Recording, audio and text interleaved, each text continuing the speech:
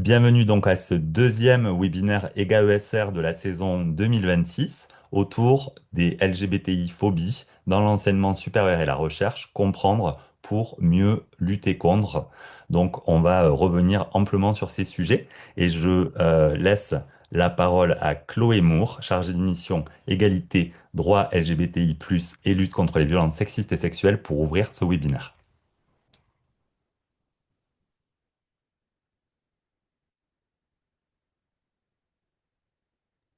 Merci beaucoup. Bonjour à toutes et tous. Merci beaucoup Romain pour cette introduction. Merci pour une mobilisation. Je vois que vous êtes près de 160 personnes connectées. Effectivement, comme l'a dit Romain, aujourd'hui s'ouvre le webinaire dédié à la lutte contre les LGBT-phobies dans l'enseignement supérieur et la recherche. C'est la troisième année consécutive que ce webinaire est mené. Donc c'est un webinaire qui est mis en place dans le cadre des politiques que nous portons au ministère de l'Enseignement supérieur et de la Recherche et de l'Espace. Je suis en effet chargée pour ma part du volet lutte contre les LGBT-phobies et contre les violences sexistes et sexuelles au sein du département des défis sociétaux et environnementaux. Donc c'est le département au sein du ministère qui est en charge de piloter l'ensemble des politiques d'égalité professionnelle, de lutte contre les violences, contre les discriminations. Et dans le cadre des différents plans que nous portons, la formation et la sensibilisation est bien entendu un axe prioritaire. Et c'est pour cela que nous appuyons sur l'expertise de nos partenaires pour mettre en place des temps de sensibilisation, de formation. Et c'est le cas avec le partenariat avec Opégal. Donc c'est la troisième année que ce cycle de webinaires, enfin que ce webinaire qui s'inscrit dans un cycle de webinaires qu'on va vous présenter. Voilà, merci beaucoup Romain. Et proposé à l'ensemble des personnels, des professionnels qui vont de près ou de loin, voilà, devoir soit mettre en place un ensemble d'actions sur les questions d'égalité, de lutte contre les discriminations, ou qui souhaitent acquérir des connaissances, des compétences, mieux comprendre les enjeux sur les différentes thématiques que vous voyez à l'écran.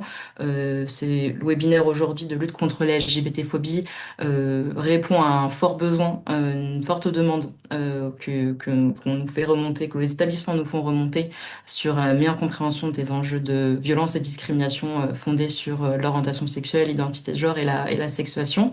Mais on a également eu, ça c'était sur la base des retours des participants et participantes de l'année dernière, on a également eu des remontées sur des formations de thématiques, trois nouvelles thématiques que vous voyez également sur l'écran, sur la santé des femmes, les réflexes antisexisme dans les processus de recrutement et sur l'évolution de la carrière professionnelle, et la question de l'articulation des différentes politiques, égalité, diversité, inclusion dans l'enseignement supérieur et la recherche dans la suite des évolutions législatives.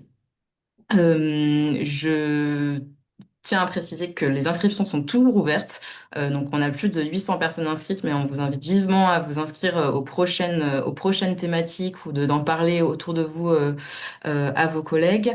On essaye aussi, en tout cas Copégal met en place un système de sous-titrage, donc n'hésitez pas à nous faire part de vos retours sur si ce système fonctionne bien, voir si des adaptations sont à faire par la suite.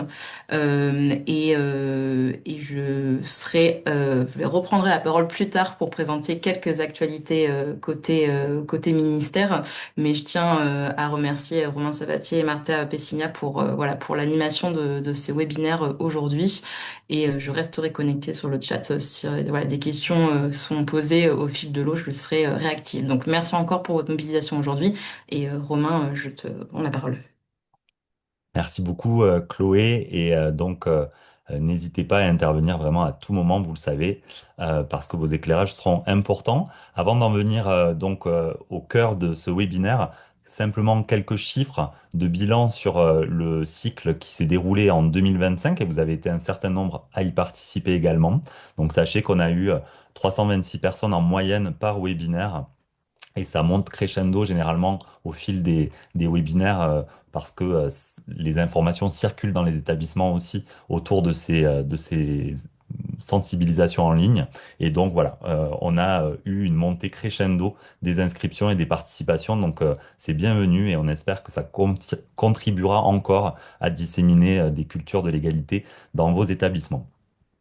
Alors, quelques règles de fonctionnement. Vous allez avoir donc le chat de discussion que vous utilisez déjà, où Martha a partagé le lien d'émargement. Là, c'est vraiment pour les réactions au quiz qu'on va vous proposer et donc aux réactions de fond. Et puis, si vous avez des questions, ne les noyez pas dans ce chat de discussion, mais partagez-les dans l'onglet questions-réponses. Vous allez avoir sur votre barre d'outils un point d'interrogation ou alors si vous cliquez sur plus, vous allez voir QNR et donc là vous pouvez poser vos questions. Martha tâchera d'y répondre et ou Chloé et sinon on pourra les relayer à l'oral pour que je puisse aussi apporter des éléments de réponse le cas échéant.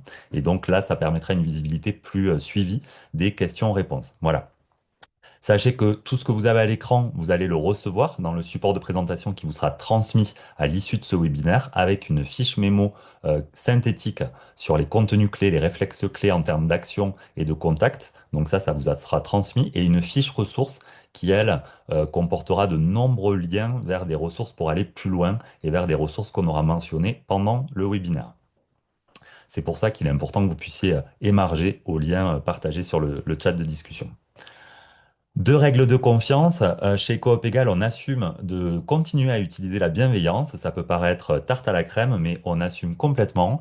On n'est pas obligé d'être d'accord et on peut avoir des divergences. C'est normal dans la société, dans nos organisations de travail, dans nos espaces de dialogue. Mais il nous semble très important de rappeler que même si on n'est pas d'accord, on se doit le respect et l'écoute et que pour comprendre, il faut d'abord écouter, ne pas être dans le jugement de l'autre. Et c'est cela qu'on signifie par bienveillance. Donc on vous demandera de respecter cela et sur le chat de discussion et sur l'onglet questions-réponses, puis après sur vos interventions éventuelles orales à la fin de ce webinaire. Et pas de situation individuelle, c'est à la fois pour vous protéger et à la fois pour protéger les parties prenantes des situations que vous pourriez évoquer. Donc là, on est sur un temps de sensibilisation, on va faire un pas de côté par rapport à sa situation individuelle. Il y a des groupes de parole qui peuvent avoir tout leur sens. Là, ce n'est pas un groupe de parole, c'est un espace de sensibilisation, formation. Et donc, on va vous demander de ne pas partager de situations individuelles ou alors d'anonymiser les situations de sorte à ce qu'on n'identifie pas les parties prenantes. Est-ce que sur le chat, vous pouvez me dire si vous êtes d'accord avec ces règles de confiance et si vous voulez en ajouter éventuellement d'autres? Euh, ok, merci Sabrina, merci Amélie, Hélène, Fernando, Louane, Pierre. Merci. Ok. Donc, merci pour ce consentement explicite, précis, positif. On sait que c'est important. Donc, pour émarger, vous avez le QR code à l'écran, vous avez le lien d'émargement qui va vous être rappelé par Martha sur le chat de discussion. Et du coup, vous dire quelques mots de Coop Égal. On est un cabinet spécialisé sur la question de l'égalité professionnelle entre les femmes et les hommes et la lutte contre les discriminations. Ça fait près de 15 ans que on travaille à différents titres sur ces sujets et Coop Égal existe depuis près de 10 ans avec donc deux associés, donc trois associés, moi-même, Martha Pessigna et Margot Collet, que vous allez voir alternativement sur les webinaires en animation ou co-animation. Et notre travail, c'est d'accompagner les organisations professionnelles dans leur transition égalitaire. On va le voir, on a des héritages inégalitaires, sexistes, LGBT-phobes, qu'on en ait conscience ou non. Et maintenant, pour faire advenir les lois dans la réalité, il y a besoin d'un accompagnement et c'est notre métier. Donc sur le diagnostic, sur l'élaboration de solutions, de plans d'action ou de stratégies sur l'animation de temps de sensibilisation ou sur des temps de formation, qu'ils soient en direct ou en ligne ou sur des parcours hybrides. C'est notre travail chez Coop Égal. Alors, je suis Romain Sabatier et je laisse ma collègue Martha Pessigna se présenter à son tour. Bonjour, je suis Martha Pessigna, associée de Coop Égal et je vais animer un certain nombre de webinaires et pour aujourd'hui je suis modératrice. Je vais donc regarder attentivement, je vais vous partager les liens d'émargement, d'inscription à des ateliers et d'évaluation à la fin du webinaire et là pendant toute la durée du webinaire je serai là pour tenter de répondre à vos questions ou les relayer à Romain. Pour les commentaires, comme vous l'expliquez, Romain, n'hésitez pas à aller sur le fil de discussion. Et si vous avez des questions précises pour pas qu'elles se perdent dans le flot de discussion, n'hésitez pas à les poser directement sur questions-réponses pour que je puisse bien les identifier. Merci. Merci Martha. Alors, au programme aujourd'hui, on va revenir sur le vocable hein, parce que les mots sont importants et puis sur voilà, de quoi parle-t-on quand on parle de LGBTI-phobie, de quelle situation concrète dans les réalités de vos établissements parle-t-on. Donc, on va repartir du vocable puis aller sur un quiz autour de ces situations. Avant d'aborder la question du cadre légal, important de rappeler cette approche par les droits et les actualités du ministère donc de l'enseignement supérieur de la recherche et de l'espace qui vous seront partagés par Chloé Moore. Et puis, on terminera par la question des actions et pratiques inspirantes avec la mise en visibilité d'un certain nombre d'actions, de ressources, d'outils que vous pouvez mobiliser pour agir dans vos établissements et terminer par des questions-réponses et les perspectives suite à ce webinaire. Alors, sachez que avant d'en venir à qui êtes-vous, effectivement, vous allez mieux identifier de quoi il en retourne, mieux identifier les éventuelles idées reçues, biais que vous pouvez aussi avoir à votre niveau, repérer les évolutions juridiques et notamment dans l'enseignement supérieur et la recherche, vous inspirer des bonnes pratiques et puis identifier les partenaires au ministère de l'enseignement supérieur, de la recherche et de l'espace et en dehors parce que vous allez voir qu'il y a des partenaires, voilà privilégiés aussi que vous pouvez mobiliser dans vos établissements. Alors, qui êtes-vous? On est à plus de 830 inscriptions à heure. Quand on a arrêté ce support de présentation, on était à près de 800 inscriptions, dont un quart des inscriptions venant de laboratoires de recherche, plus d'une personne sur cinq venant d'une direction des ressources humaines, plus d'une personne sur 10 d'une mission égalité, et puis ensuite des directions de composantes, des services formation, des personnels médico-sociaux, des représentants du personnel. Donc voilà une variété d'acteurs, actrices. Alors, on compte sur vous pour participer. Le succès de ce webinaire tiendra tout autant à vos questions-réponses sur l'onglet Q&R et à vos réactions sur le chat de discussion qu'à notre animation. Donc vraiment, on attend votre participation. Alors, démarrons par cerner de quoi parle-t-on et par la question du lexique, du vocable. Donc, on va vous demander en une minute chacun, chacune de votre côté, de pouvoir prendre le temps de associer à chaque terme que vous voyez coloré en haut à droite une définition en bas. Voilà, de relier un terme à une définition. On vous laisse une minute de réflexion et on débriefe ensuite.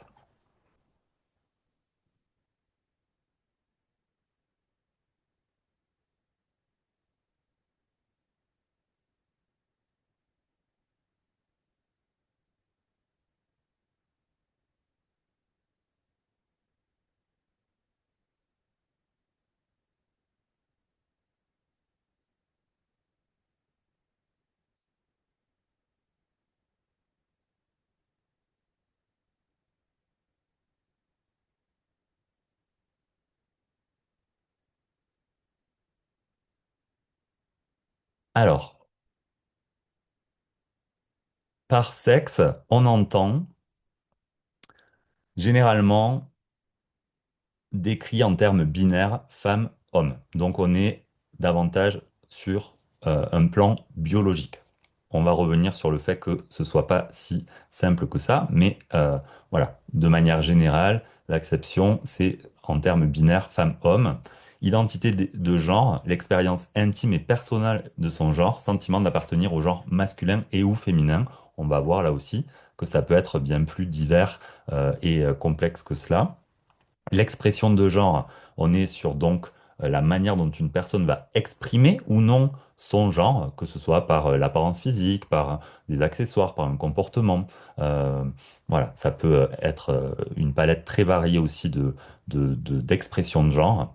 Et puis l'orientation sexuelle, on est là sur un autre plan, sur l'attirance affective et ou sexuelle, ou l'absence d'attirance affective et ou sexuelle. Donc, ne pas mélanger sexe, genre, identité de genre, expression de genre ou orientation sexuelle, c'est capital pour déjà aussi démêler de quoi parle-t-on. Et effectivement, voilà, il pourrait y avoir des schémas, les schémas sont toujours perfectibles. Là, on a retenu un schéma issu d'une brochure du Défenseur des droits de 2017, mais voilà, il y a plusieurs illustrations qui aident aussi toute la communauté d'études ou de travail à bien distinguer de quoi parle-t-on, parce que on est encore sur des sujets relativement neufs, ou en tout cas, ces questions-là n'étaient pas aussi publicisées, n'étaient pas aussi explicitées et décryptées hier qu'aujourd'hui. Et donc, c'est normal qu'on doive encore faire avancer toute la communauté d'études de travail pour comprendre de quoi parle-t-on et se comprendre aussi. Euh, Vous avez aussi la question du sigle LGBTQI+, qui ne manque pas, j'imagine, dans vos établissements comme ailleurs, de faire parfois encore réagir en mode « Pouh là là, mais dis donc, c'est compliqué, ça change tout le temps, on n'y comprend rien ». Bon, il y a une part de mauvaise foi là-dedans, mais il y a aussi une part de, de rationnel où effectivement il y a lieu d'expliciter de quoi parle-t-on, de détailler les acronymes parce que parfois ils peuvent faire obstacle aussi à se comprendre et à la penser. Et donc, c'est important de définir ces termes. Là, on s'appuie sur le lexique et précision, la page du ministère de l'Enseignement supérieur, de la Recherche et de l'Espace, qui est accessible à tout le monde en ligne et qui détaille de quoi parle-t-on. Donc, pour les lesbiennes, les gays et les bisexuels, je passe rapidement parce que c'est généralement le plus connu, le plus admis. Pour la question du T, ça représente les personnes trans ou dites transgenres, donc des personnes dont l'identité de genre n'est pas en adéquation avec le genre qu'on leur a assigné à la naissance, à l'état civil. Donc c'est voilà une inadéquation entre ce qui est assigné à l'état civil et son identité de genre profonde ressentie. Donc j'ai été assigné homme à l'état civil, mais je me sens femme je me sens femme en tant qu'identité de genre. Je suis une personne trans. Proscrire le terme de transsexuel est important et c'est important de le verbaliser parce que effectivement ce terme il peut continuer à circuler. Il fait référence à une époque où on pathologisait les personnes trans, où c'était vu comme une maladie et donc c'est un terme qui peut et on le comprend peut être perçu comme insultant. Donc c'est vraiment important à indiquer que ce terme-là n'est pas à utiliser. Et puis le terme donc antonyme à trans, c'est le terme cisgenre quand il y a adéquation entre son identité de genre et le genre assigné à la naissance. Queer, c'est un terme euh, plus large c'est un renversement du stigmate, comme on en a souvent, un terme qui voulait dire tordu, bizarre, et qui a été réapproprié par la communauté LGBTQI+, pour, de manière large, représenter l'ensemble des minorités sexuelles et de genre. Intersexe, c'est donc des personnes qui sont peut-être moins connues que d'autres personnes de la communauté LGBTQI+, des minorités sexuelles et de genre. Euh, et pourtant, c'est important de savoir que effectivement, il y a des personnes qui à la naissance ne correspondent pas aux définitions binaires types des corps femelles ou mâles. Donc, effectivement, on imagine souvent que voilà l'espèce humaine, il y a euh, deux groupes bien distincts et une binarité des corps mâles et femelles. Il n'empêche que les recherches et les réalités nous montrent et ont rendu visible le fait qu'il y a des personnes qui naissent avec une inadéquation entre les chromosomes, les hormones, les organes génitaux ou les organes reproducteurs internes. Et du coup, on n'arrive pas à les classer, à les ranger du côté des corps mâles ou femelles à la naissance. C'est ce qu'on appelle donc des personnes intersexes. Et de par l'obligation aussi d'inscrire l'identité de genre enfin le sexe pardon à l'état civil, mais ça a entraîné et ça entraîne encore, notamment en France, des interventions chirurgicales pour euh, correspondre à un corps mâle ou à un corps femelle. Et il faut rappeler que ces interventions-là, elles sont considérées comme des actes de torture par la Cour européenne des droits de l'homme. Elles sont régulièrement dénoncées par des associations et par des instances onusiennes. Donc c'est quelque chose de très important. Et rien qu'en 2025, on estime entre 320 à 11 000 personnes, 320 à 11 000 enfants nés en 2025 intersexes. Donc voilà, on parle là de vie humaine et on en reparlera lors de ce webinaire. Et puis plus, enfin, représente la diversité des personnes LGBTQI, parce qu'il peut y avoir d'autres identités de genre ou orientations sexuelles, comme par exemple les personnes asexuelles qui voilà, ne ressentent pas d'attirance affective et ou sexuelle ou d'autres.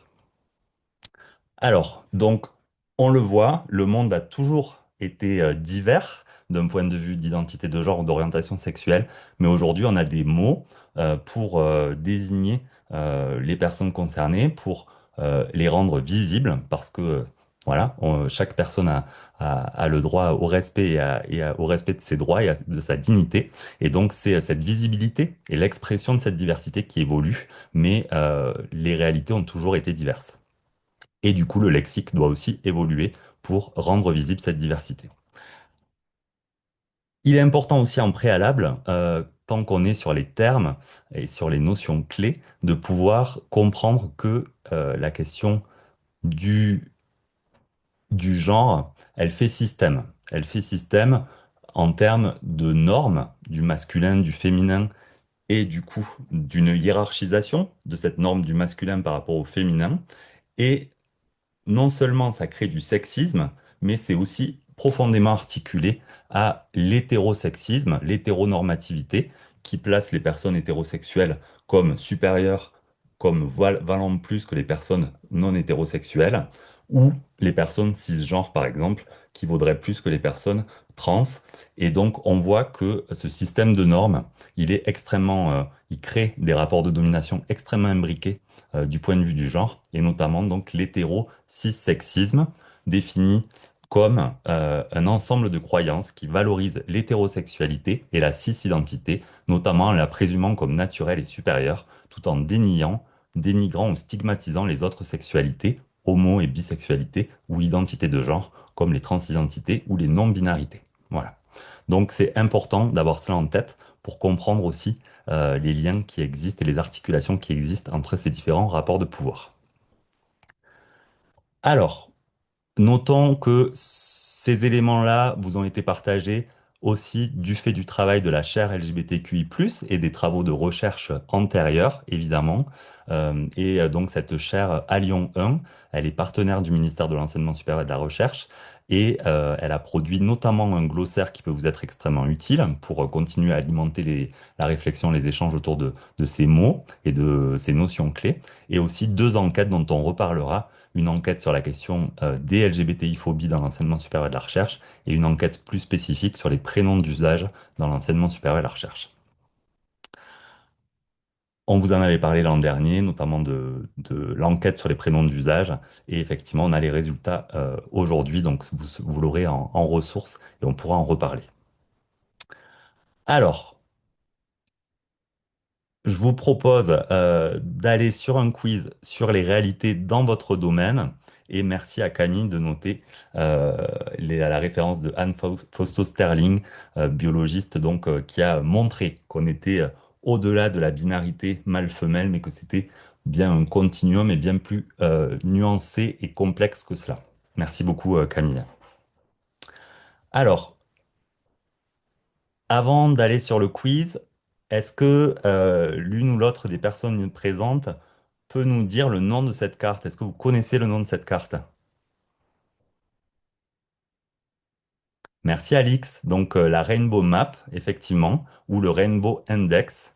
Merci beaucoup Alix. Et effectivement, on est sur donc la Rainbow Map, la carte arc-en-ciel, qui soit au niveau mondial, soit au niveau européen, donc là on a choisi de mettre la lumière sur le niveau européen, va classer les pays selon une note de 0 à 100, selon leur conformité aux principes de droit onusiens notamment, en rapport avec les droits des personnes LGBTQI+, et non seulement les droits théoriques, mais aussi l'application de ces droits, donc les politiques qui en découlent. Et du coup, en rouge foncé, les pays ayant la plus mauvaise note, donc ici par exemple la Russie qui est en queue de peloton parmi les 49 pays européens, où depuis quelques années déjà, euh, non seulement être une personne LGBTQI+, ou militer pour les droits des personnes LGBTQI+, est assimilé à du terrorisme.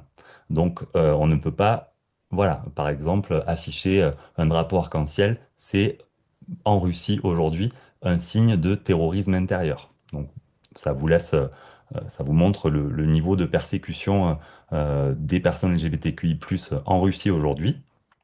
Et en vert donc foncé, les pays les plus en avance, avec Malte, la Belgique et l'Islande qui sont dans le peloton de tête, et l'Espagne qui est aussi très bien placée.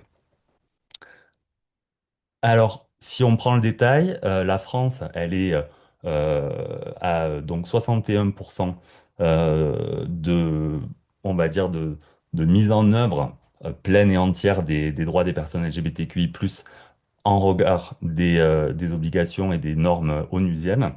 Euh, Elle est bien placée sur la question de l'espace pour la société civile sur ces sujets, donc voilà, du soutien à la société civile, mais par exemple, très mal notée sur la question de l'intégrité des personnes intersexes, puisque effectivement, il y a encore des pratiques d'intervention chirurgicale invasive assimilées à des actes de torture à la naissance pour les personnes intersexes, et trop peu de soutien aux associations et aussi aux personnes elles-mêmes pour l'accès aux droits sur ces sujets. Donc c'est un vrai problème encore en France, et notamment aussi sur la question des discours de haine.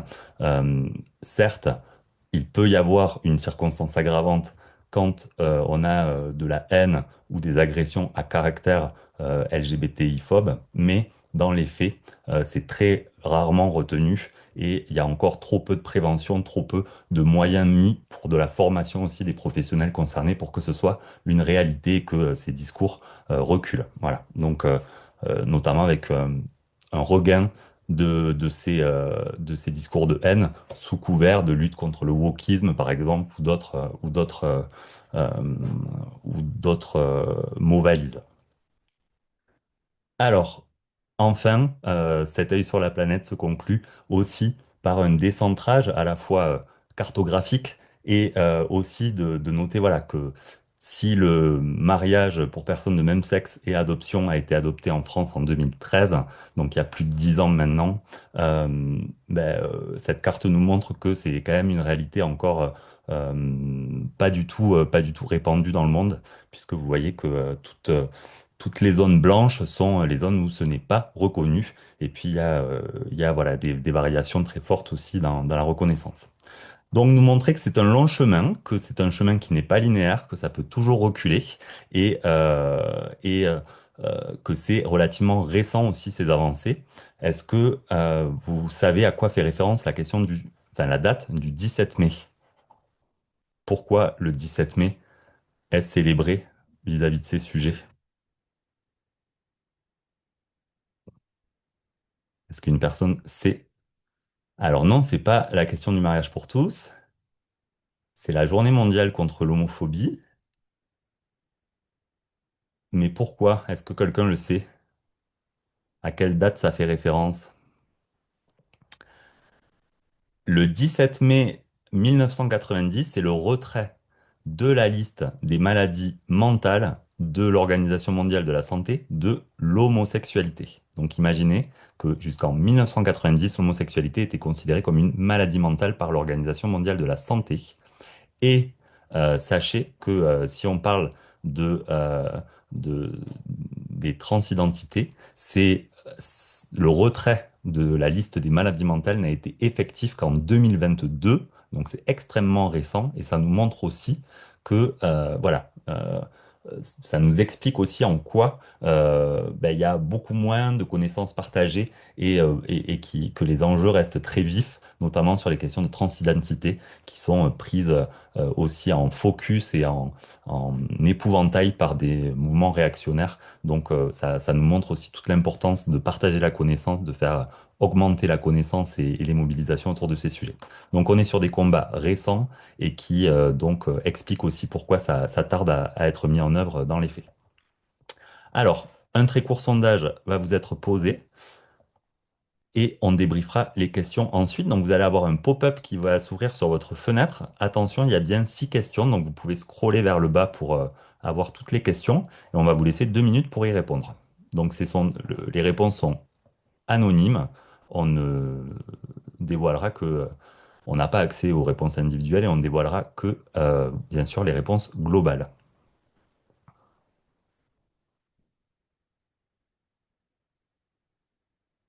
Donc 2 minutes pour répondre au sondage qui s'affiche sur votre écran. Il y a une fenêtre qui a dû s'afficher.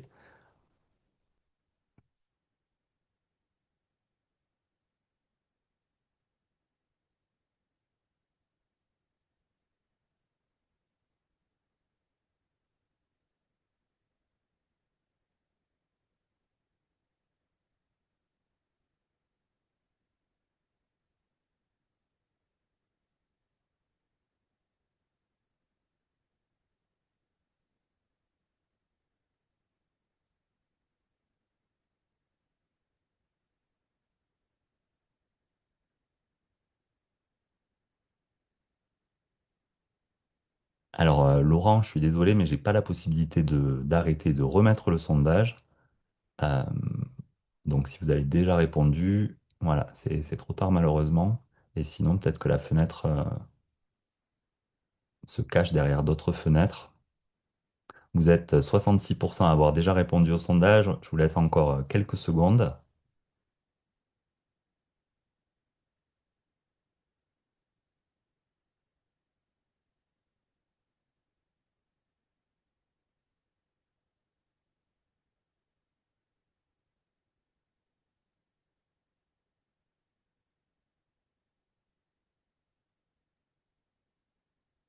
Je vais mettre fin au sondage dans 10 secondes. Je vous demanderai de boucler vos réponses.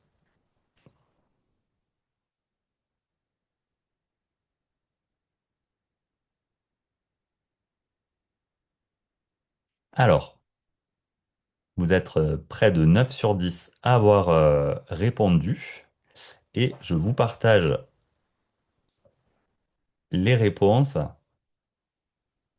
ou plutôt, pardon, alors, ouais, je vous partage quand même les réponses et on va voir au fur et à mesure euh, des éléments d'explication. Alors, avez-vous déjà travaillé dans une organisation marquant la journée mondiale contre l'homophobie, la transphobie, la biphobie, le 17 mai? Vous êtes 20% seulement à nous dire oui, 13% ne savent pas et 2 tiers d'entre vous n'ont pas travaillé dans une organisation ayant célébré le 17 mai ou en tout cas ne l'ayant pas su. Donc il y a une marge de progression là importante pour se saisir effectivement des dates clés dans l'année. La liste n'est pas exclusive, mais le 17 mai, c'est effectivement la journée mondiale contre l'homophobie, la transphobie et la biphobie en référence donc à ce retrait de la liste des maladies mentales de l'OMS de l'homosexualité en 90. Mais comme vous l'avez dit sur le chat, il y a effectivement le mois de juin en référence aux émeutes de Stonewall aux États-Unis. Parmi les premières manifestations de personnes LGBTQI+, à visage découvert, revendiquant leurs droits, et ça a donné lieu donc aux marches des fiertés célébrées dans le monde entier au mois de juin. Et puis, en novembre et en mars, des journées spécifiques aussi pour les personnes trans. Et donc, ça peut être important de s'en saisir pour faire du partage de connaissances, de la sensibilisation et de la mise en lumière des actions et des contacts clés dans vos établissements. Deuxième question, pardon, qui vous était proposée. Les jeunes acceptent plus facilement l'homosexualité que leurs aînés. Vous avez été 70% à dire vrai. Qu'en est-il? C'est faux. Attention, attention là aux idées reçues, effectivement.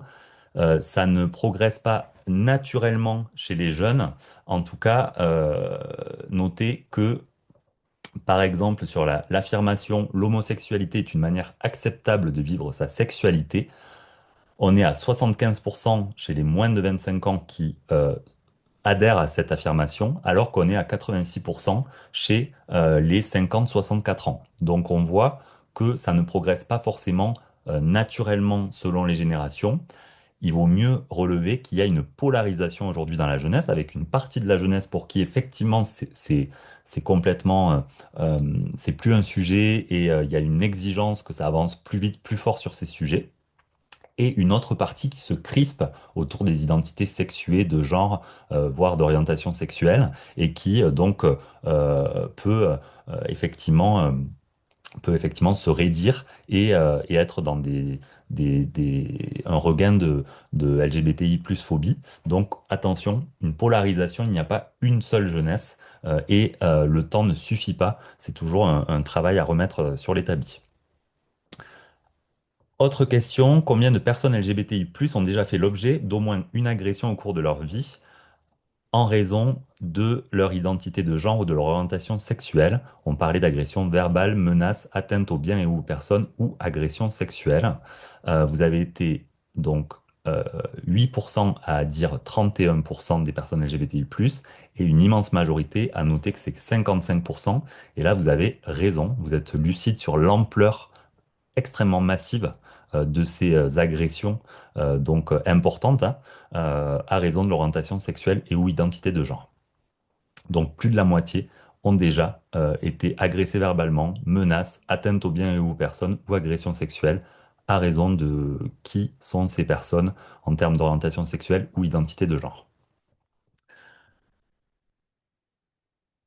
Cela augmente, selon le ministère de l'Intérieur, de manière fréquente ces dernières années, même si on note une augmentation de plus 5% l'an dernier, qui était moindre que les plus 15-20% qu'on a eu dans les années précédentes. Il n'empêche que ça n'arrête pas de croître selon le ministère de l'Intérieur depuis ces dernières années. Donc voilà, c'est à avoir en tête dans toutes les périodes de crise aussi. On sait que le sexisme ou d'autres formes de rapports de pouvoir comme CLGBTI-phobie, ou on pourrait parler du racisme, s'amplifie quand les personnes se réfugient derrière des identités refuges nationales, sexuées ou d'identité de genre ou d'orientation sexuelle. Et ça génère plus de manifestations aussi de haine, même si tout ça est multifactoriel et que c'était bien moins recensé et bien moins visible aussi avant. Alors, derrière les bars et les transports en commun, les établissements d'enseignement scolaire ou d'enseignement supérieur sont le deuxième lieu au sein duquel les agressions LGBTI-phobes sont les plus courantes. Est-ce que c'est vrai ou est-ce que c'est faux? Vous avez été près de 9 sur 10 à dire vrai et une personne sur 7 à dire faux. Et c'est faux. Pourquoi c'est faux d'après vous? Est-ce que c'est premier lieu ou ça vient troisième lieu ou plus? Karine et Blair, vous avez raison. Effectivement, on est sur le premier espace de LGBTI-phobie, l'école et l'université. Et quand on se rappelle de la question précédente autour des jeunesses, on comprend aussi que à l'école, dans sa vie étudiante, à l'heure où on se construit et où on construit aussi son identité, ben, qu'il y ait des crispations très fortes et du coup l'expression aussi de phénomènes de groupe, de rejet, vis-à-vis de toutes les personnes qui ne correspondent pas aux normes.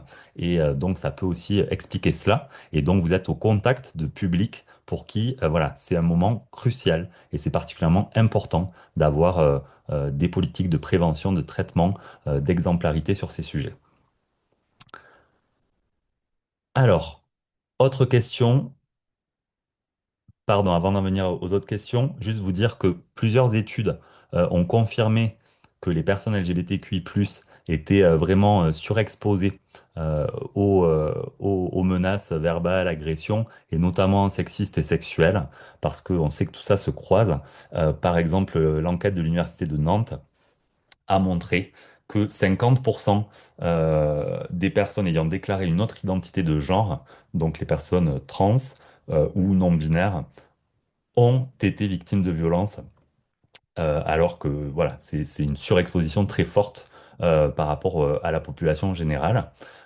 Et puis, l'enquête jeudi que Coop Égal a menée avec 5 établissements d'enseignement supérieur et de recherche du bassin Clermont-Auvergne a montré aussi que, par exemple, sur l'exposition aux violences sexistes et sexuelles, les personnes LGBTQI+ sont surexposées, que les personnes au croisement de plusieurs discriminations sont surexposées de la même manière que le groupe des femmes aux violences sexistes et sexuelles.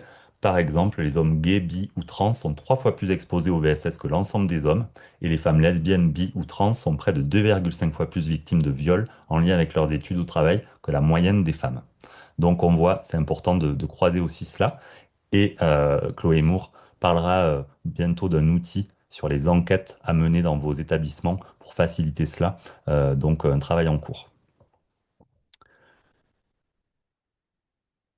Donc effectivement, parce que on est au croisement de plusieurs facteurs de vulnérabilité et de plusieurs rapports de pouvoir et de domination, ça explique aussi une surexposition très forte euh, aux violences discriminatoires dans les études ou le travail. Alors, Chloé, je vous laisse. Hop. Oui, merci beaucoup Romain.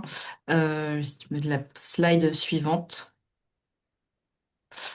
Donc effectivement, en lien avec les récentes données qui ont été produites par les établissements et qui ont permis un premier état des lieux, il y a une réflexion qui a été faite dans le cadre d'un groupe de travail sur le respect de l'identité de genre en partenariat avec l'HR LGBTQI+, mais également avec le réseau des missions égalité et diversité, les conférences d'établissement et les associations spécialisées de pouvoir produire des recommandations auprès des établissements pour enquêter, mesurer sur les phénomènes de discrimination et violence, qu'on on observe souvent que parfois il y a des volontés voilà, de mesurer des actes de violence, de pouvoir prendre un peu la température aussi des besoins d'établissement, mais souvent avec voilà, une méconnaissance sur les termes, les variables à utiliser et surtout voilà, comment bien mesurer les questions de discrimination, de violence fondée sur l'orientation sexuelle, identité de genre et sexuation et bien faire la différence entre ces différentes catégories.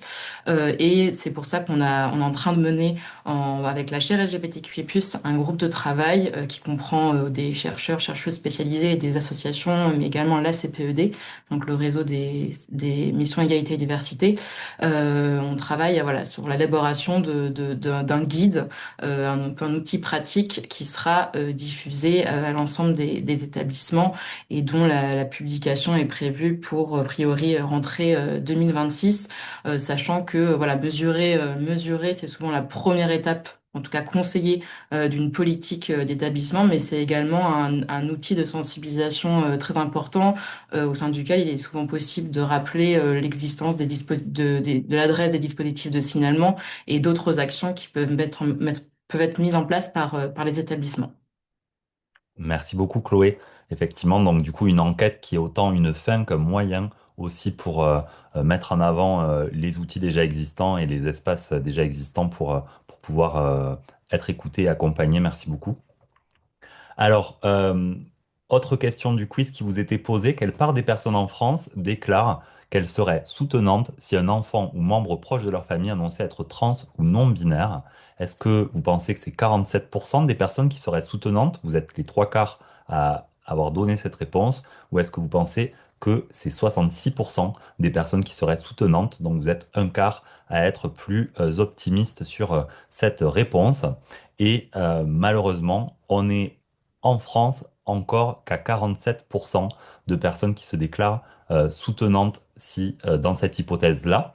Le chiffre de 66%, c'est chez nos voisins en Allemagne, et puis ça atteint 87% en Espagne. Donc on voit la marge de progression qui reste en France pour pouvoir permettre que, voilà, aujourd'hui, on se détende autour de ces sujets et qu'on comprenne que bah, c'est des réalités qui existent et que notre rôle aussi, en tant que famille, en tant que collègue, en tant qu'ami, c'est de pouvoir soutenir ses membres proches qui annonceraient être trans ou non binaires.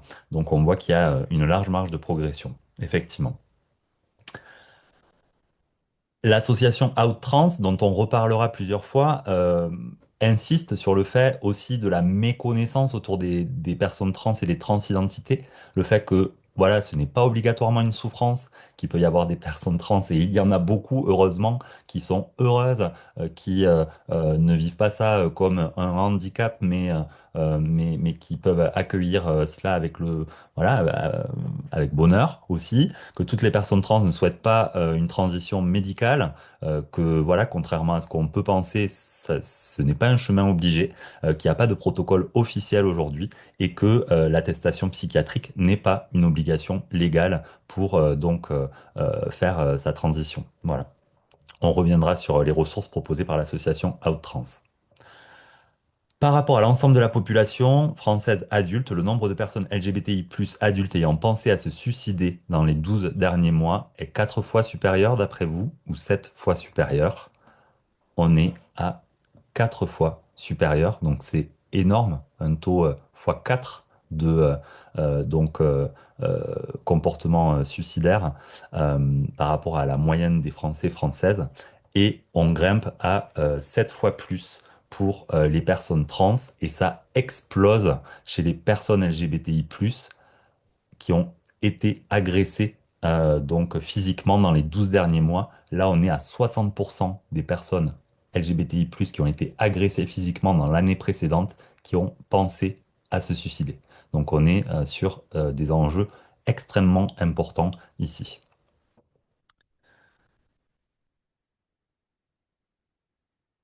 Vous aurez donc toutes ces informations dans le support qui vous sera transmis.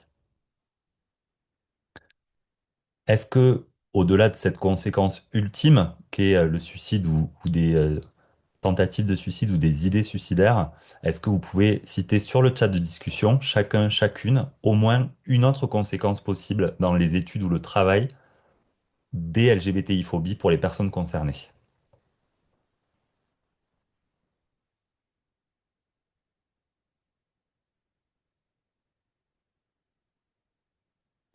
Alors, merci beaucoup pour votre participation. Donc la dépression, le décrochage, l'arrêt des études ou du travail, des addictions, de l'isolement, des discriminations à l'embauche, du harcèlement, du repli, le non-recours à des droits ou prestations sociales, de l'anxiété, des difficultés à se concentrer, moins de promotion, moins d'évolution de carrière, de la phobie scolaire, de la précarité aussi, des sociabilisations. Merci beaucoup. Taux d'échec supérieur aux examens. Effectivement, on voit que ça peut avoir des conséquences donc au niveau santé, au niveau des études, au niveau du travail, au niveau de la socialisation. Euh, et tout comportement donc de repli ou d'excès, un changement de comportement inhabituel doit vous alerter et vous permettre de poser un comment ça va et de montrer une empathie vis-à-vis des personnes concernées. Donc merci beaucoup pour la mésestime de soi aussi et évidemment une autre conséquence possible. Merci beaucoup. Une autre conséquence possible, c'est le fait, par exemple, pour des étudiants LGBTI+, de vouloir changer carrément d'établissement d'enseignement en raison des discriminations subies du fait de leur orientation sexuelle et ou de leur identité de genre. Et les derniers chiffres donc de l'IFOP en partenariat avec la DILCRA, l'institution gouvernementale, en 2019, nous a montré qu'on était sur quelque chose de pas anecdotique du tout, puisqu'on est à un étudiant ou une étudiante LGBTI+ sur 7 qui a déjà pensé changer d'établissement du fait de cela. Donc, on voit tout le gâchis aussi humain, de temps, d'énergie pour les personnes concernées, pour les établissements qui les forment, qui les accompagnent, qui les recrutent, et ensuite pour les organisations de travail, que le fait de ne pas penser, de ne pas suffisamment prendre à la hauteur des enjeux ces sujets peut conduire. Au travail, on a 40% des personnes LGBT+ qui ne sont pas visibles, c'est-à-dire dont l'identité de genre ou l'orientation sexuelle n'est pas connue de leur entourage professionnel. On était à 50% en 2018, donc il y a une progression, mais il n'empêche que 40%, c'est massif, ne sont pas visibles au travail, alors même que des personnes cisgenres ou hétérosexuelles sont le plus souvent visibles sans même s'en rendre compte quand elles vont parler de leur dîner avec leur amoureux, leur amoureuse ou de leurs vacances avec leur conjoint ou conjointe, sans le vouloir, sans le conscientiser, elles parlent de leur hétérosexualité. Et donc vous imaginez toutes les stratégies parfois de contournement pour éviter cela quand on est une personne homosexuelle par exemple, parce que on peut anticiper des réactions hostiles, parce que parce que toutes les LGBTI-phobies vous mettent dans une disposition où vous craignez de rendre visible cela, et donc c'est une charge mentale continue qui vient peser aussi sur votre travail et sur votre place au travail. Très courte vidéo pour expliquer ce phénomène-là, et on revient ensemble après.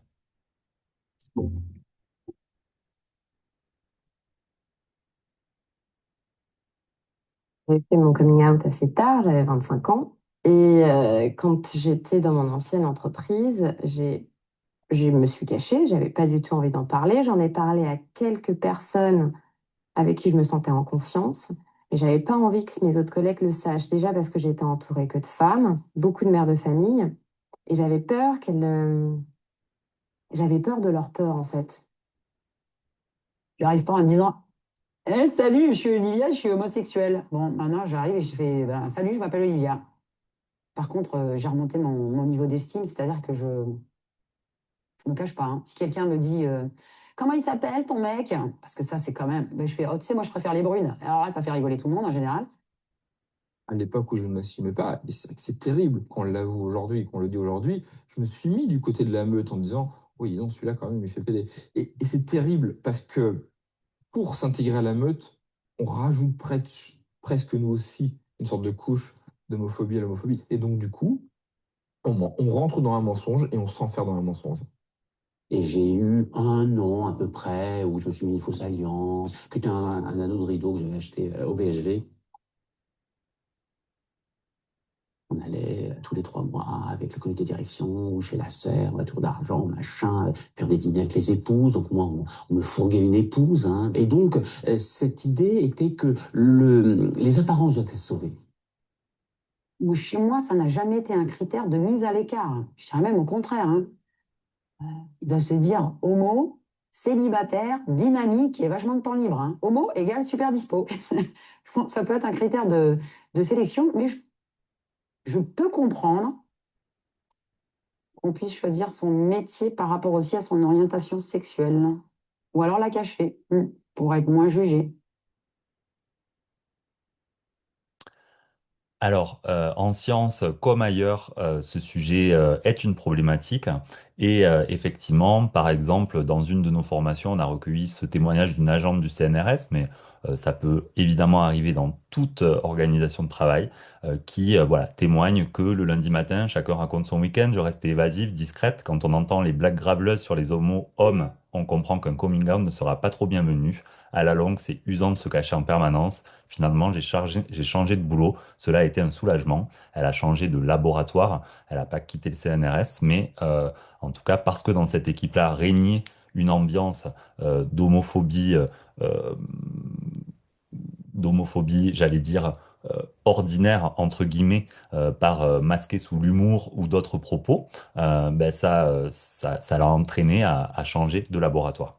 Euh, il y a des laboratoires, notamment anglo-saxons, mais ça commence à aussi voilà, pouvoir être présent dans d'autres pays, dans d'autres zones géographiques, qui assument de pouvoir rendre visible aussi le fait qu'on est scientifique et LGBT pour donner à voir des rôles modèles possibles, pour désacraliser la question, finalement montrer que en fait le privé est politique, même si on pense qu'on n'a rien à faire de l'identité de genre ou de l'orientation sexuelle de ses collègues. Comme je vous le disais, de fait, dans la vie quotidienne, c'est une question qui émerge par des événements où les familles sont incluses, par des confidences sur son week-end, son temps libre, etc. Et donc le fait de le prendre de manière proactive en rendant visible aussi des personnes de sa communauté de travail qui sont LGBT, si évidemment elle le souhaite et qu'elle souhaite s'ériger pas en rôle modèle, mais en rôle modèle ordinaire aussi, parce qu'on n'est pas obligé d'avoir gagné tel prix Nobel ou autre pour être des rôles modèles. Donc voilà, et revenir aussi sur la question de l'histoire, de la mémoire, et rendre visibles ces rôles modèles dans l'histoire, c'est important. Là, vous avez quelques figures de scientifiques LGBTI+, mais on pourrait allonger la liste avec un travail aussi mémoriel qui peut être local, qui peut être par établissement, et c'est extrêmement important. Alors, dernière vidéo avant d'en venir au cadre légal sur Au un rappel travail, de... comme ailleurs, il est fréquent que des personnes lesbiennes, gays, bisexuelles ou transgenres soient confrontées à des propos ou des comportements blessants et excluants. La persistance des LGBT-phobies, terme parapluie qui désigne les préjugés et croyances homophobes, lesbophobes, biphobes et transphobes, constitue très certainement le terreau de comportements haineux et violents.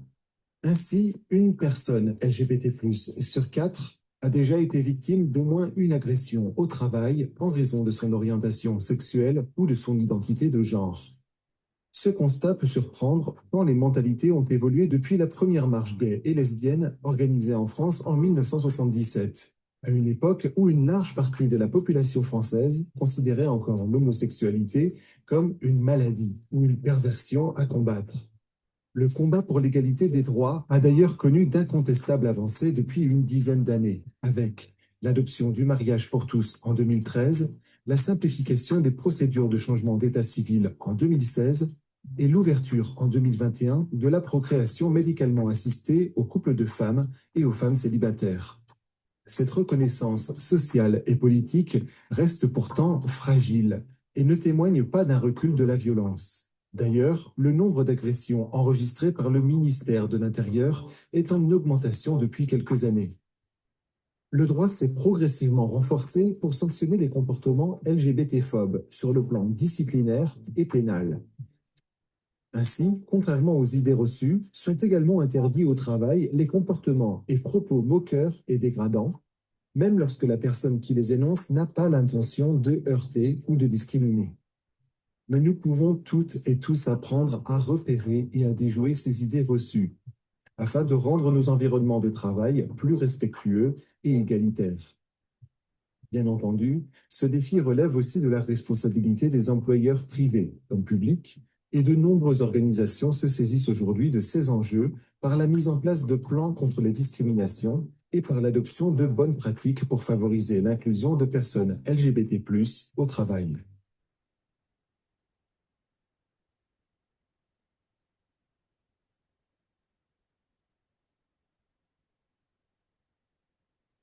Très courte vidéo donc de sensibilisation et d'ancrage de ce qu'on a vu précédemment et qui nous fait le lien avec, pardon, Travail, comme ailleurs, qui nous fait le lien, pardon, avec, hop, le cadre légal et, excusez-moi pour ce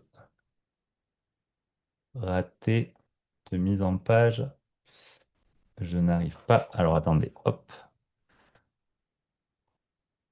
je vais repartager mon écran.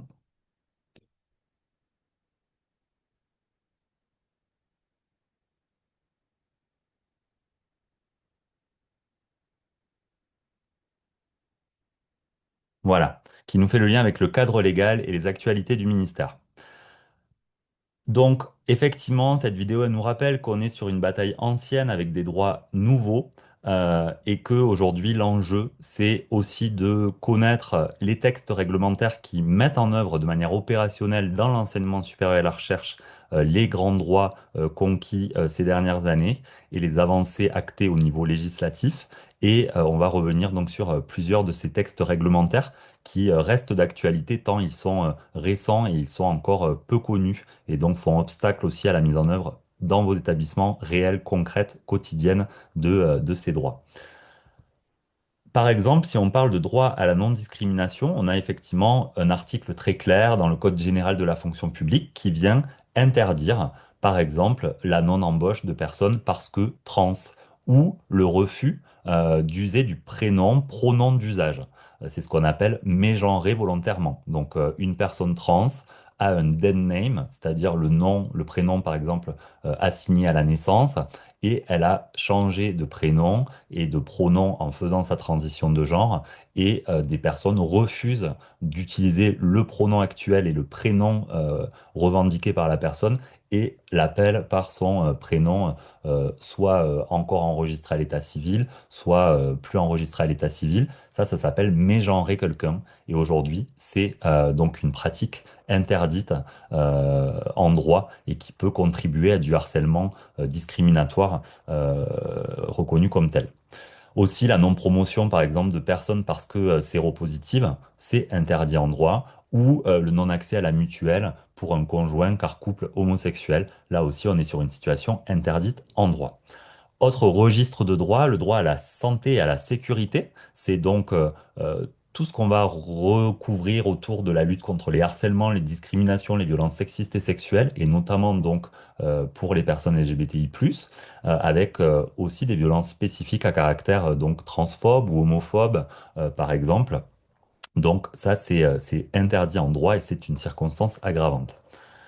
Le droit au respect de sa vie privée, enfin, on n'a pas à outer de force une personne, donc à forcer la révélation de l'identité de genre ou de l'orientation sexuelle d'une personne, ou à la légère, partager une confidence qui nous aurait été faite et prendre le risque que ça ait des répercussions négatives pour la personne. Effectivement, il faut avoir conscience que c'est à la personne elle-même de décider, évidemment, cette révélation-là, ce partage-là, hein, parce que derrière révélation, voilà, je pense que les personnes hétérosexuelles ou cisgenres n'ont pas l'impression de faire une révélation à chaque fois qu'elles parlent de leur hétérosexualité ou qu'elles assument juste cette adéquation entre identité de genre et genre assigné à la naissance. Et puis, on n'a pas à poser des questions intimes liées à l'identité de genre ou l'orientation sexuelle, évidemment, rappelons-le, lors d'entretiens d'embauche, que ce soit de manière directe ou indirecte. Dans les actualités juridiques, rappelons donc le courrier de 2019 pour faciliter justement l'utilisation du prénom d'usage et depuis des outils, que ce soit des outils du ministère de l'Enseignement supérieur de la Recherche, de la chaire LGBTQI+, aident aussi à mieux diagnostiquer où on en est et comment on peut agir là-dessus. Donc, il y a voilà, une directive très claire du ministère de l'Enseignement supérieur, Recherche, Espace pour l'utilisation du prénom d'usage, qu'on ait ou pas encore changé à l'état civil. Donc ça, c'est important de le rappeler. Vous aurez tout ça dans le support. La circulaire plus large fonction publique du 20 juin 2023 favorise aussi évidemment l'inclusion des personnes transgenres et notamment sur cet angle du prénom ou du pronom, mais au-delà sur les manières de communiquer aussi. Peut-être que dire bonjour plutôt que bonjour madame ou monsieur, ben, ça va être plus inclusif et on sort un peu de cette binarité-là et puis on- on saisit la chance de pouvoir parler vraiment à tout le monde et de ne pas réancrer cette binarité-là, par exemple. Et ça, c'est un vrai changement de réflexe, d'habitude, hein. Nous, on est passé par là aussi. Il n'y a pas de... Voilà, c'est vraiment des choses à changer au quotidien. Sachez que on a des jurisprudences aujourd'hui aussi qui, par exemple, condamnent un employeur pour avoir refusé d'utiliser le prénom d'usage, avoir refusé la transition de genre d'un employé. Là, il s'agit de Cynthia et ben, son employeur a refusé de l'appeler. Euh, a refusé de l'appeler par Cynthia, a continué à utiliser son prénom masculin, lui a demandé de ne plus se maquiller, et a allé jusqu'à interdire aux collègues d'utiliser le prénom Cynthia et le pronom féminin, avec des affiches, avec des recadrages aussi des collègues. Et donc l'employeur a été condamné pour harcèlement moral caractérisé et discrimination liée à son identité de genre. Voilà, sachez-le. Et aujourd'hui, l'enquête de la chaire LGBTQI+, révèle que que 86% des enseignants dans l'enquête menée continuaient à utiliser le dead name et refusaient d'utiliser le prénom d'usage quand une personne avait engagé une procédure de transition et donc s'était manifesté dans son établissement pour qu'on utilise son prénom d'usage. Donc on voit là que c'est un vrai enjeu aujourd'hui du quotidien de pouvoir faire advenir ces droits dans la réalité. La circulaire enfin du 20 juin 2023, elle prend en compte la diversité des familles. Et là, on va être sur des sujets notamment RH, d'accès aux droits familiaux, de santé. Euh, du coup, elle précise un certain nombre d'éléments pour inclure donc la diversité des familles et la coparentalité.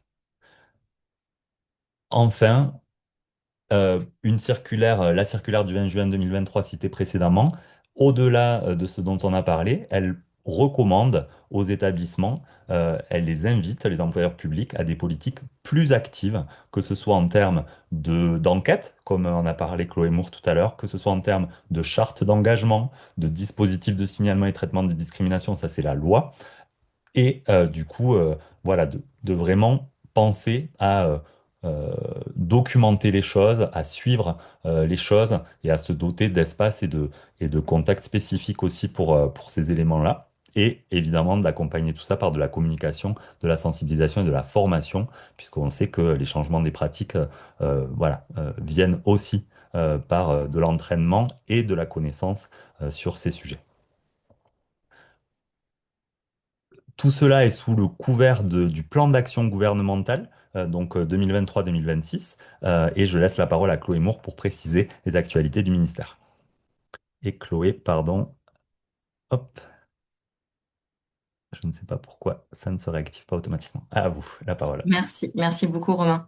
Effectivement, et à l'écran, vous voyez donc, le plan national pour l'égalité contre la haine et les discriminations anti-LGBT+. Donc c'est un plan triennal. Donc avant de présenter certaines actualités ou des mesures qui sont portées par notre ministère, je vais vous rappeler juste voilà, le cadre de la politique publique sur ces questions. Donc c'est un plan porté par la délégation interministérielle de lutte contre le racisme et l'antisémitisme et la haine anti-LGBT+, qui engage l'ensemble des ministères sur la lutte contre les violences et les discriminations LGBT-phobes et qui, au sein duquel le MESRE est engagé sur deux axes prioritaires. D'abord, l'axe qui vise à mesurer les phénomènes de LGBT-phobie et de discrimination et l'axe 3 qui vise à garantir l'accès et l'effectivité des droits. C'est en septembre 2023, donc ça a coïncidé à peu près avec le début de ce plan triennal que le MESRE a renforcé ses actions et sa politique sur ces enjeux avec donc une nouvelle chargée de mission, donc en l'occurrence moi, qui suis spécifiquement sur le volet lutte contre les LGBT-phobies. Donc ça permet aussi pour l'ensemble des établissements et du réseau des missions égalité de bien identifier voilà, une personne qui porte ces questions au sein du ministère. Et je travaille en étroite collaboration avec mon collègue Wael Ben Habab, qui est au sein du département responsable de la vie étudiante et qui est référent sur les questions LGBT+, donc ce qui nous permet de bien articuler nos actions avec et les intégrer dans la politique de vie étudiante qui est portée par le ministère. Slide suivante. Et donc au sein de ce plan interministériel, plusieurs mesures qui sont mises en œuvre. Là, j'en ai mis quelques exemples, mais vous trouverez l'intégralité sur le site du ministère et plus globalement sur l'ensemble des ressources, des partenaires. Donc voilà, n'hésitez pas à aller faire un tour sur la page dédiée sur le site esr.gouv. Peut-être vous indiquer que dans le cadre du dernier comité de suivi du plan qui a lieu en mai 2025, a été ajoutée une mesure dédiée au soutien des activités de la chaire LGBTQI+, qui a été présentée par Romain. Donc une chaire que le ministère soutient financièrement depuis 2024 dans le but justement de produire des données, d'avoir une meilleure compréhension des phénomènes de discrimination et violence LGBT-phobes dans l'enseignement supérieur et la recherche. Donc les deux enquêtes nationales qui ont été présentées plus haut, mais également notamment de créer un réseau de jeunes recherches LGBTQI+, dans le but pareil, de renforcer la recherche, de pouvoir aussi proposer à l'ensemble de la communauté de recherche et des masterants, masterantes, des outils, des ressources pour travailler sur ces questions et qui est en lien avec l'autre mesure que vous voyez à l'écran, pareil dans cet axe 2 qui vise à renforcer la recherche. On a souhaité passer par le dispositif CIFRE, des thèses CIFRE, pour promouvoir la recherche sur les questions de droits LGBT+. Et on avait à ce titre organisé un webinaire le 9 octobre dernier en lien avec l'ANRT, donc qui gère les dispositifs CIFRE et COFRA, et la DILCRA, au sein duquel on a présenté déjà le dispositif, mais également on a pu inviter des doctorantes qui travaillent sur les questions, qui ont des thèses en cours ou passées sur les différentes thématiques de sujets LGBT+, et qui étaient accompagnés de leurs encadrants et de leur structure employeuse pour voilà, présenter quel type de thèse, quel type de sujets peuvent être recherchés. Donc ça, c'est un autre volet qu'on mène. Et puis, exemple de mesure, qui est un chantier à venir cette fois-ci. Où il s'agit, là, cette fois-ci, dans l'axe droit qui vise à garantir l'effectivité des droits, d'intégrer dans l'ensemble des parcours de formation initiale de santé un module de sensibilisation, une prise en compte des enjeux voilà, des réalités, des vécus des personnes LGBTQIA+. Et ça, c'est un travail qui va se faire en collaboration avec le ministère de la Santé et aussi l'association Outrance, qui dans sa convention, voilà, on a inscrit dans sa convention le fait de pouvoir solliciter son expertise sur ce sujet. Un exemple d'outil, enfin notre outil principal aujourd'hui pour voilà, accompagner les établissements, mais aussi renseigner toute personne de la communauté de l'enseignement supérieur et de la recherche sur déjà la reconnaissance, la compréhension de la réalité des violences et discriminations anti-LGBT+ dans l'ESR, de rappeler à travers ce guide le cadre réglementaire applicable, de voilà reconnaître des préjudices LGBTophobes. Donc il y a tout un ensemble d'exemples qu'on vous invite à consulter dans ce guide, et évidemment des exemples de mesures de prévention, de traitement des préjudices LGBTophobes, ainsi que la liste des acteurs, actrices institutionnels, partenaires associatifs qui peuvent être mobilisés par les établissements. Et ce guide va être vocation à être actualisé très prochainement, une actualisation qui est en cours et qui se fera, enfin, avec une publication prévue courant mai-juin. Donc voilà, donc il sera transmis à l'ensemble du réseau des missions égalité et au-delà sur nos listes, comme on a pu communiquer. C'est là où on a pu communiquer notamment les webinaires COP Égal, c'est via ces réseaux. Autre appui, autre volet très important de la politique, c'est le partenariat avec les associations spécialisées. On a réengagé, enfin, on a renouvelé, pardon, le partenariat avec deux associations, l'Autre Cercle et Outrance, qui permet de poursuivre la mise en place d'actions de prévention et de sensibilisation.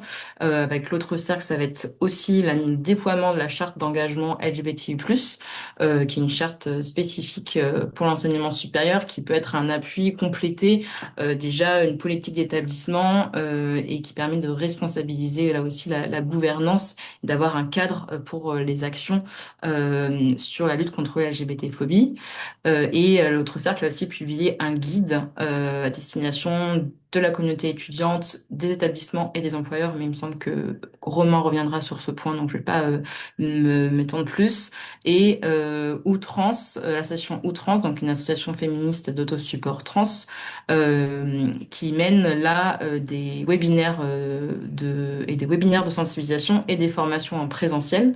Donc l'ensemble de ces formations en présentiel sont prises en charge dans le cadre du partenariat, mais elles sont prises en charge, enfin gratuites en priorité pour celles organisées à l'échelle des régionales, à l'échelle des rectorats de régions académiques. Donc si vous souhaitez en mettre en place, voilà, vous pourrez vous inscrire et ce se fait en coordination avec les chargés de mission lutte contre les violences sexistes et sexuelles qui sont au rectorat des régions académiques. Outrance va également bientôt publier un MOOC au format Moodle sur voilà, la lutte contre la transphobie, enfin le respect de l'identité de genre dans le cadre de l'enseignement supérieur et la recherche et permet aussi de recevoir pour les établissements, pareil, prise en charge par le partenariat, des packs de support de sensibilisation, flyers, affiches, brochures, voilà, qui sont très utiles pour poursuivre la communication, la sensibilisation au sein des établissements. Et également, peut-être, dernière précision, l'adresse mail d'autosupport, donc qui est une adresse mail qui a toute personne concernée, enfin personne trans ou en questionnement, qui a des questions très spécifiques. C'est une adresse qui est gérée par les bénévoles de l'association trans, qui sont également des personnes concernées, des personnes trans, et qui peuvent, voilà, sur des questions de suivi, d'accès aux droits ou autres, voilà, qui est spécifique pour l'enseignement. Alors ça, c'est peut-être l'adresse plus large, mais il y a une adresse spécifique ESR, autosupport, enfin, je crois que l'adresse sera affichée par la suite, mais voilà, qu'on n'ait pas hésité également à diffuser plus largement. Et évidemment, Merci. d'autres associations enfin, nationales ou locales qui n'ont pas forcément un partenariat avec le ministère, mais voilà, sur lesquelles vous pouvez vous appuyer. C'est le cas de SOS Homophobie ou d'autres associations. Merci beaucoup. Donc, au-delà de la connaissance qui a progressé, au-delà des lois qui ont progressé, il y a des outils très concrets aujourd'hui qui demandent à être mobilisés. Donc, n'hésitez pas. Et ça nous amène directement à la dernière partie de ce webinaire autour des actions et pratiques inspirantes. L'affichage, c'est la clé, la base, mais sachez que voilà, là aussi, que ce soit les affiches d'outrance, que ce soit les affiches de SOS homophobie que vous pouvez commander à l'adresse indiquée à l'écran ici, et d'autres affiches qui existent ou des expositions qui existent. La question de la sensibilisation au long cours par de l'affichage est importante. Euh, Vous avez par exemple ici un exemple britannique d'affiches qui permettent à la fois de sensibiliser, à la fois de rappeler un espace en ligne où on a des ressources, les contacts clés et d'autres ressources pour agir à différents niveaux. Donc c'est important. Vous avez une affiche ici sur, voilà, notamment par exemple les manières de communiquer aussi de manière plus inclusive. On sait que ça peut crisper, qu'il faut accompagner, expliquer et donner aussi des tips très concrets. On travaille ça aussi en atelier, j'y reviendrai tout à l'heure. Si vous avez vous-même des références d'affiches, d'expositions que vous avez mobilisées et qui ont bien fonctionné, n'hésitez pas à les partager sur le chat de discussion. Ça alimente aussi l'intelligence collective et les initiatives possibles pour tout le monde, donc n'hésitez pas.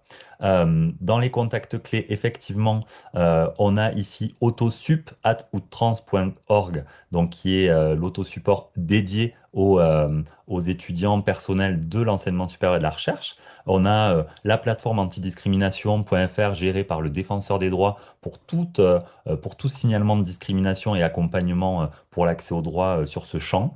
La plateforme CNAE aussi sur le mal-être étudiant est évidemment ouverte aux questions liées aux personnes LGBTQIA+, et aux témoins aussi de ces propos discriminatoires ou comportements discriminatoires. Donc, il faut le rappeler. Et puis, voilà, vous avez d'autres contacts externes à diffuser.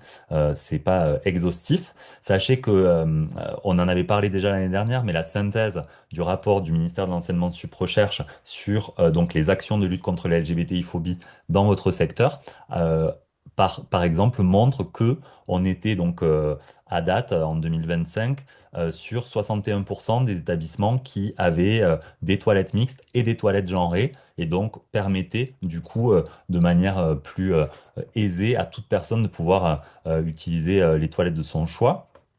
Ça, c'est faisable et c'est concret et c'est quotidien et du coup, il faut aller sur des... Enfin, en tout cas, voilà, il y a des exemples d'établissements qui ont agi, qui ont avancé.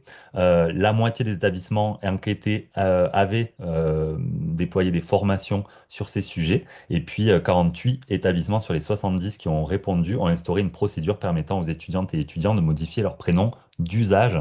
Donc, rappelons, c'est la loi et donc il est temps de se mettre aussi en conformité vis-à-vis de cela. Et donc les exemples, les outils, les accompagnements existent aujourd'hui. Euh, Donc là, un exemple d'accompagnement sur la question des toilettes qui peut là aussi crisper si elle n'est pas accompagnée ou si en tout cas il y a pas de la sensibilisation aussi sur le pourquoi de cette mesure et comment faire. Là, il y a par exemple un exemple de message de sensibilisation diffusé par le guide de la CEPED de 2024 qui nous a paru extrêmement concret et pratique. Concret et bien fait plutôt parce que concret et pratique c'est un peu redondant, je vous l'accorde.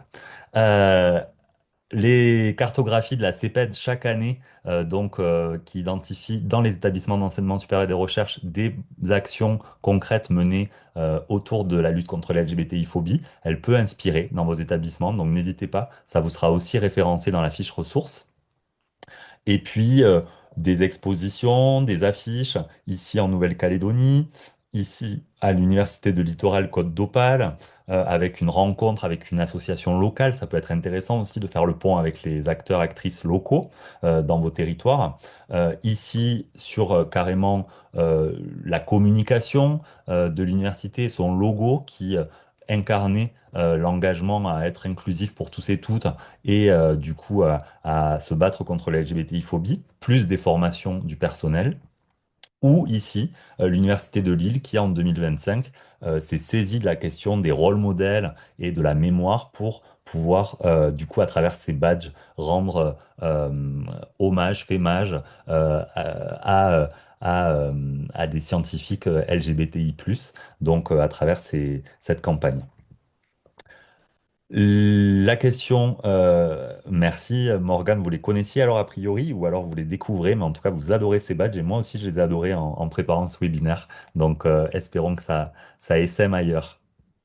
L'Université de Bordeaux a aussi produit avec son espace santé étudiant une vidéo très concrète que vous retrouverez dans la fiche ressources. Euh, on vous invite à partager donc toutes vos bonnes actions qui pourraient se déployer ailleurs, ici sur le chat, et on les recensera dans la fiche ressources qui vous sera diffusée. Est-ce qu'il y a une personne qui voudrait témoigner? Vous avez la possibilité d'ouvrir votre micro désormais. Est-ce qu'une personne souhaite témoigner d'un retour d'expérience qui a fonctionné dans votre établissement et qui pourrait profiter aux autres établissements présents? N'hésitez pas à directement ouvrir votre micro ou à lever la main. Laure Parmentier voulait intervenir tout à l'heure, à Montpellier, me semble-t-il. Je ne sais pas si vous êtes toujours là et si, ou si c'était pour une autre question. Ok. Pierrine, la parole est à vous.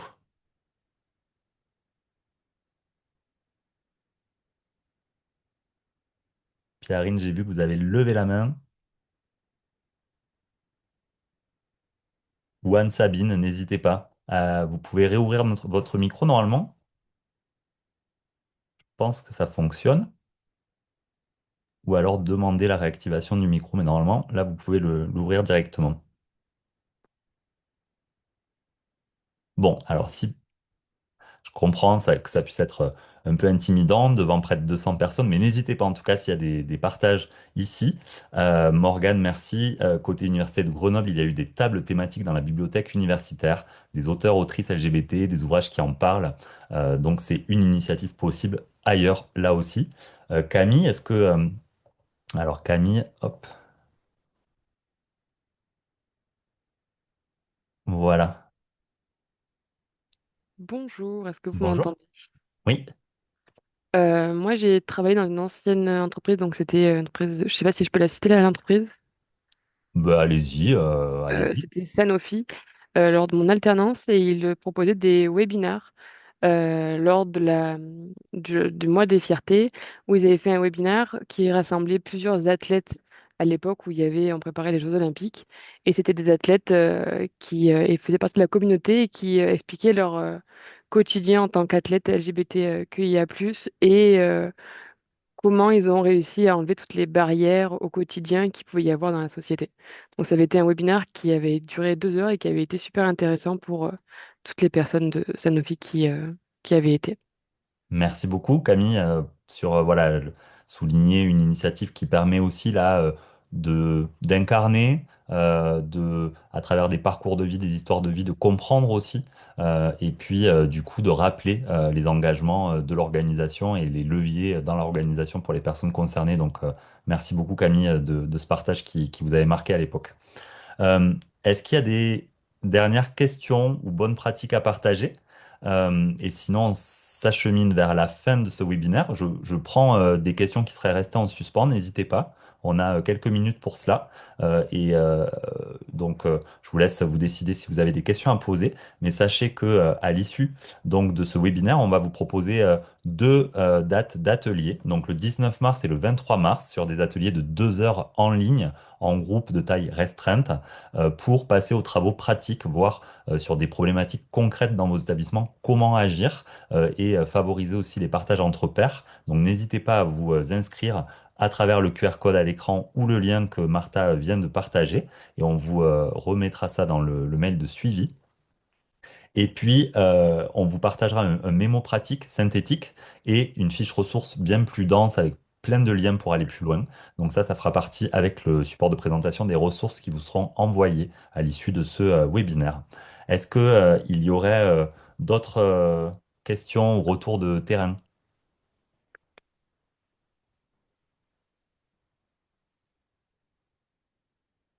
Alors, n'hésitez pas, et sinon par écrit, on prend aussi vos questions. Il y en a un certain nombre qui ont été posées sur l'onglet questions-réponses. À l'écran, plusieurs ressources clés. Oui, il y a une personne qui... Non? Alors, j'avance. À l'écran, plusieurs ressources clés. Je relève le guide jeune de l'autre cercle, qui est une ressource nouvelle par rapport à l'an dernier. Et puis sinon, donc en termes juridiques, cette ressource très bien faite de SOS homophobie avec le défenseur des droits, qui vous sera recensée. La fiche pratique aussi sur le respect des droits des personnes trans pour réavoir le cadre, mais il y a des outils aussi adaptés enseignement sup recherche qui seront référencés. Et puis de manière plus incarné aussi, avec des parcours de vie très divers, hein. C'est pas seulement dans votre secteur, c'est France entière. Le podcast Coming Out, il permet aussi pour les personnes concernées ou non concernées de mieux comprendre des parcours de vie, des réalités. Et du coup, ça peut être un bon moyen aussi de dialogue dans les communautés d'études et de travail. Voilà. Alors, on vous invite à nous faire un retour pour à la fois valoriser ce webinaire si vous avez aimé, si vous avez apprécié, à la fois pour continuer à nous améliorer. Donc, n'hésitez pas à vous saisir du QR code à l'écran et du lien mis par Martha sur le chat de discussion. Et donc, on rappelle le cycle avec les autres dates de webinaire à venir, avec les ateliers sur cette thématique auxquels vous pouvez vous inscrire. On vous remettra ça dans le mail de suivi. Et donc, merci beaucoup. On était plus de 200 à participer à ce webinaire aujourd'hui. Donc voilà, la culture de l'égalité progresse et on compte sur vous pour passer aux travaux pratiques et discuter de ces webinaires autour de vous et vous saisir de toutes les ressources qu'on va vous partager. Merci à vous, très bonne continuation d'après-midi et à bientôt.